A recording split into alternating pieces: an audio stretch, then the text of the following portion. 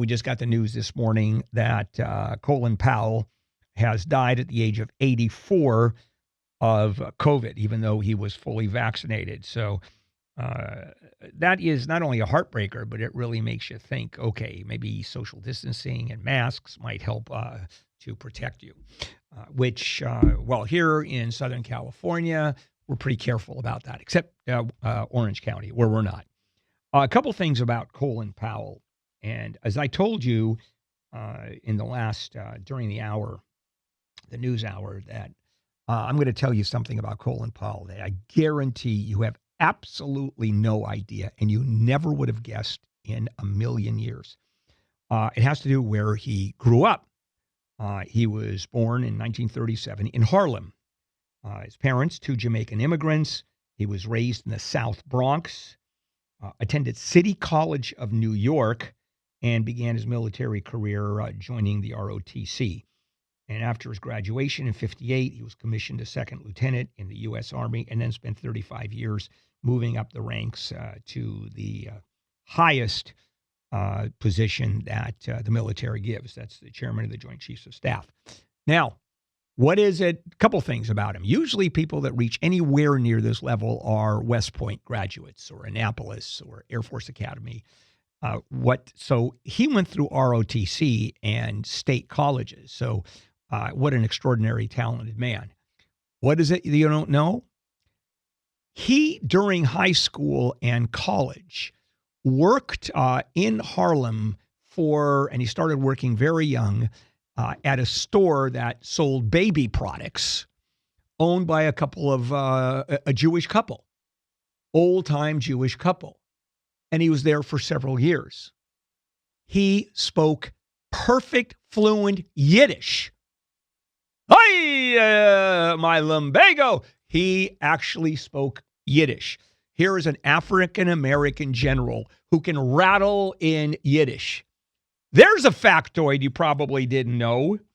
In any case, he served 2 tours in Vietnam, stations in West Germany and South Korea, was Ronald Reagan's deputy national security advisor, then the national security advisor, and he was promoted to the rank of general, appointed to the chairman of the Joint Chiefs by George W. Bush, 4 years there. And he was, when he was Joint Chiefs of Staff, he oversaw 28 crises, Operation Desert Storm, remember that? And then retirement in 1993, where he founded an organization called America's Promise, which helps at-risk children.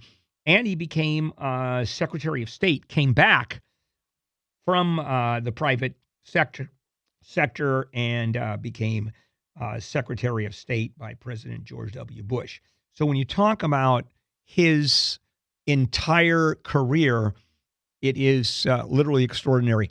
And I had the pleasure of seeing him speak when this Distinguished Speakers Bureau thing, and he was speaking. Boy, what a speaker this man was. Extraordinary. And he came up with anecdotes that he was stopped after his tenure. He became just a private citizen.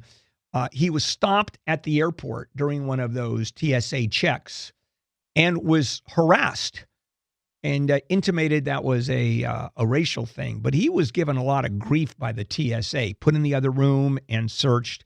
And he said, let me compare what it was like between that entry into the airport and what I used to have happen. I would be driven up to the steps of a U.S. Air Force jet.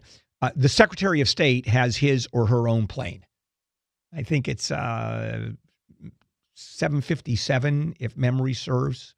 And it's fully outfitted. It's basically a private 757. And they would have the engines running, as he described. He'd run up the stairs, sit in his seat, the Diet Coke waiting for him in the little holder on the seat, and off he would go. And he said, that is the difference between being a private citizen and the Secretary of State. And while he did so much, I think his probably his most controversial move, which he's given a lot of grief for, is he led the fight for describing the weapons of mass destruction that Saddam Hussein had. He was there as the poster child, arguing that there were weapons of mass destruction, and we know there weren't. Now, to keep it in perspective, there was plenty of intelligence that said that Saddam Hussein did have it. As a matter of fact, many people in the inner circle of Saddam Hussein thought he had weapons of mass destruction, and it turned out he didn't. And there is, I think, probably the most controversial and the most negative aspect of his tenure as in public service is he reported to the UN that there were weapons of mass destruction, and one of them was the allegation that Saddam had anthrax.